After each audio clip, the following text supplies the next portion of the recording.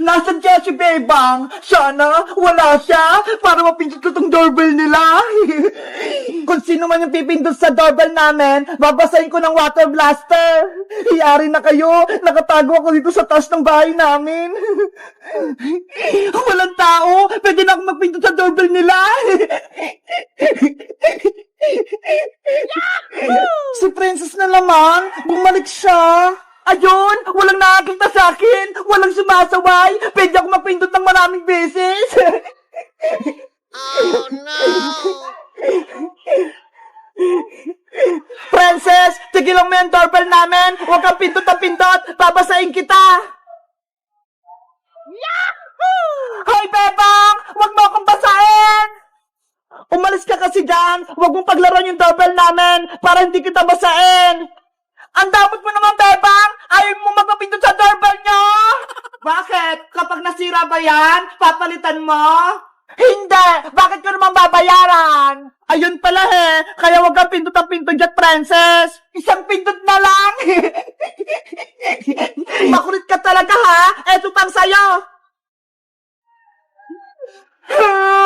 Susumbong kita, Bebang! Lagi mo na lang akong binabasa! Di magsumbong ka. Ikaw naman yung may kasalanan Nanay! Si Princess, lagi na lang nagsusumbong. Hoy, Bebang! Anong ginawa mo kay Princess? Si Aling Tere, andyan agad. Nay, si Bebang po. Binabasa niya ako ng water blaster niya. Ikaw, Bebang, lagi mo na lang inaaway yung anak ko. Bakit? Ano kasalanan sa'yo ng anak ko? Kasi po, Aling Tere, si Princess, makulit siya. Lagi niya pinipindot yung doorbell namin. Dahil lang sa doorbell? Binasa mo siya? Paulit-ulit po kasing pumipindot si Princess Aling Tere. Hindi po siya masaway. Nung nakarang araw din po, Nay, binasa ako ni Bebang ng tubig. Tignan mo, Bebang, habang tumatagal, sumasama na yung ugali mo. Lagi mo kinawin si Princess. Sorry po, Aling Tere. Hindi na po mauulit. Mabuti nga sa'yo, Bebang, napagalitan ka ni Nanay. Princess anak, okay ka na ba? Napagalitan ko na si Bebang. Nay, gusto ko pong magpindot sa doorbell nila, Bebang. O sige na, magpindot ka na sa doorbell. Ako nang bahala sa'yo, hindi ka nababasay ni Bebang. Yay! Makakapindot na ako! Lagot kayo kapag nagising si Nanay. Ayaw niya pa naman ng maingay. Ang saya mapindot ang doorbell. Hindi na ako babasay ni Bebang. Sinong nagpipindot ng doorbell? Natutulog ako Mga istorbo.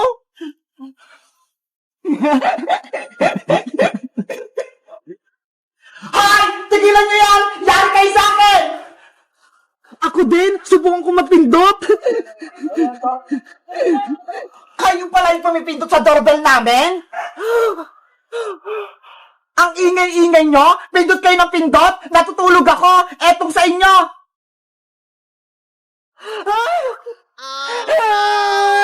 Napasa ako! Nay! Si Alex si Tam! Binusan po ako ng tubig! Maring Princess, umalas kayo dito! Kung hindi, paliliguan ko kayo! Princess anak, takbo na! Galit na si Maring si Tang! Nanay! Antay! Sabi ko sa inyo, huwag kayong maingay Nagalit tuloy si Nanay!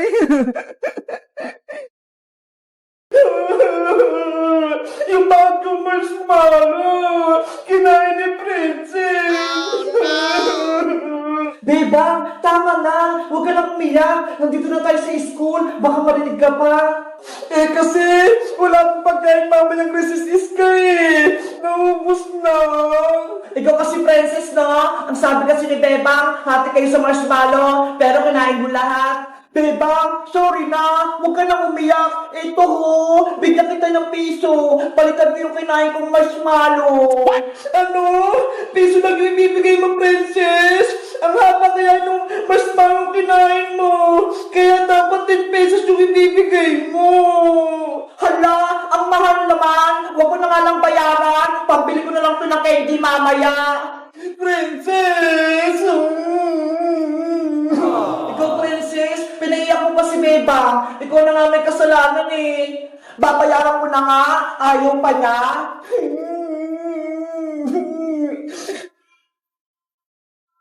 Beba, huwag ka nang umiyak. Andiyan na yung bago nating teacher. Good morning, class. Good morning, teacher. Good morning, teacher. Good morning, teacher. Bakit may umiyak sa class ko? Ano nangyari sa'yo? Nag-iingay din si Bebang teacher kasi wala po siyang baon. Nako. Bawal ang iyakin dito sa may classroom ko. Kaya, tigilan mo ng iyak mo. Opo. Napagalitan. Ikaw talaga, princess. Tinawagan mo si Bebang. Class, kilala niyo ba ako? Hindi po, teacher. Okay, magpapakilala ko. Ako si Teacher Maribel Santos, ang class advisor nyo. Kaya dapat, mabait kayo. Huwag pasaway at huwag iyakin sa klase ko. Naiintindihan nyo ba? Opo, Teacher Santos. Ngayon, kayo naman yung magpakilala sa akin. Mauna ka lang din na buhok. Ang pangalan ko po, teacher, ako po si Iska. Ako naman po si Bebang. At ako naman po si Princess, ang pinakamaganda sa lahat. Parang kulang kayo. Sino yung absent? Naku, late na ako. Nagsimula na yung klase. Good morning, teacher. Stop! Diyan ka lang. Bakit late ka, iyo? Sorry po, kasi hindi ako nagising ng maaga eh. Dahil late ka, may parusa ka. Tatayo ka dyan sa tabi ng pinto. 1 oras. Ngayon na. Oh, no! Si Bayang, tinataya! Yari ka sa akin, princess, mamaya kapag uwian. Teacher Santos, si Bayang pa nagbabanta sa akin. Bayang, tumayo ka dyan na maghapon. Naintindihan mo ba? Opo. Ano ba yan? Yari, Bebang, yung bago nating teacher, sobrang tapang, pinatayo niya si Buyong.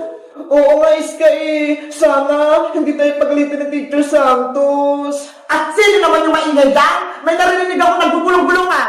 Si Bebang mo, teacher, nakikipagkismisan. Bebang, tumayo ka rin. Samahan mo si Barb sa may pintuan. Opo, teacher. Oh, no! Buti nga sa'yo, Bebang. Guys, may bago kaming teacher. Ang pangalan niya, si Teacher Santos. Kaso, sobrang tapang niya. Kayo guys, mabait ba o matapang yung bago ng teacher? Anong pangalan niya? Mag-comment lang kayo. Bye-bye! Princess! Gising na! Hapon na! Sino kaya yung maingay? Natutulog ako eh. Oh no! Frances! Bumangon ka na dyan! Ano ba yan? May nanggugulo sa baybayan ko. Makalabas na nga. Bella, tignan mo yung baybayan natin, oh. Ginawa ko yung kaganinang umaga. Diba? Ang ganda. Mamaya, maglalala tayo dito nila, Bebang, patinis ka. Magbabaybayan tayo. Halika, punta tayo sa loob.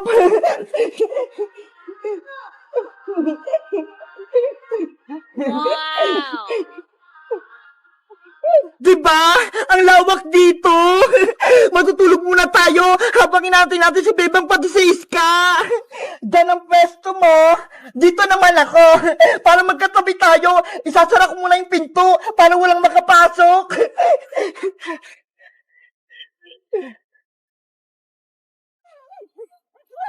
Ayan! Matulog na tayo!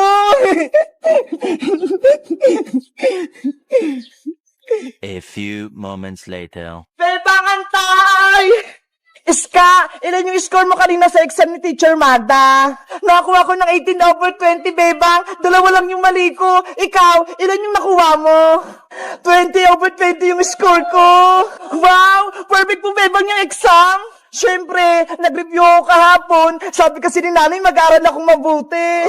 Si Princess kaya, nasaan? Bakit siya nag-absent ngayon? Nako, dinamad na naman yun pumasok. Hindi tuloy siya nakapag-exam. Lagutan siya kay Teacher Magda. Mababa na yung grades niya. Bebang, tignan mo yan oh. May tin sa kalsada. Ang ganda. Ayaw nga no. Kanino kaya yun? Tara, tignan natin. Antayin mo ko, Iska. Ang ganda nito, Iska. Parang baybayan. Kaya nga ang ganda maglaro nito panigurado. Sino kayong nasa loob nito? Silipin natin. Buksan natin yung pintuan. Sige. Ako na magbubukas. Kaya kasi, hindi ka ako na eh. Hala! Si Princess yung nasa loob! Natutulog! Kaya pala siya nag-absent para maglaro ng baybayan. Pasaway talaga si Princess, no? Bebang, may naisip ako. Ano yun, Iska? I-prank natin si Princess. Buhatin natin tong tent niya. Ilipat natin habang siya'y natutulog. Baka naman magalit siya. Hindi yan! Akong bahala sa'yo! Sige na nga! Isasara ko muna to!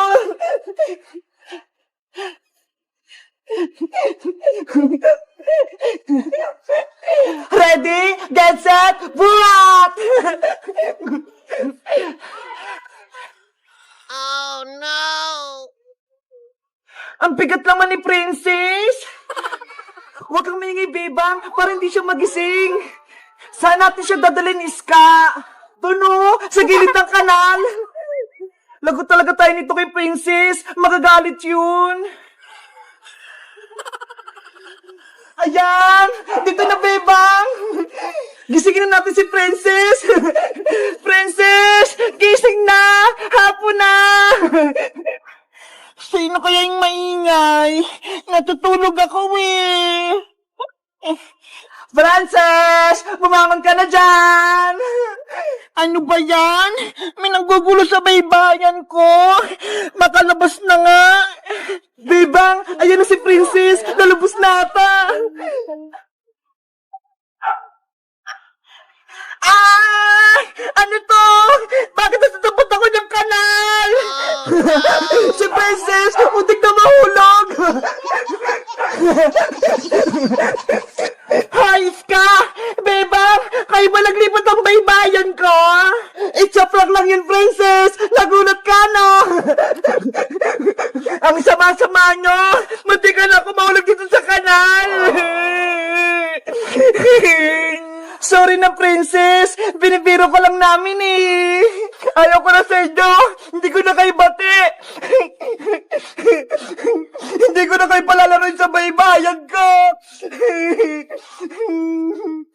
Sorry na, Princess! Gusto rin namin maglaro niya sa baybayan mo! Papasukin mo na kami dyan!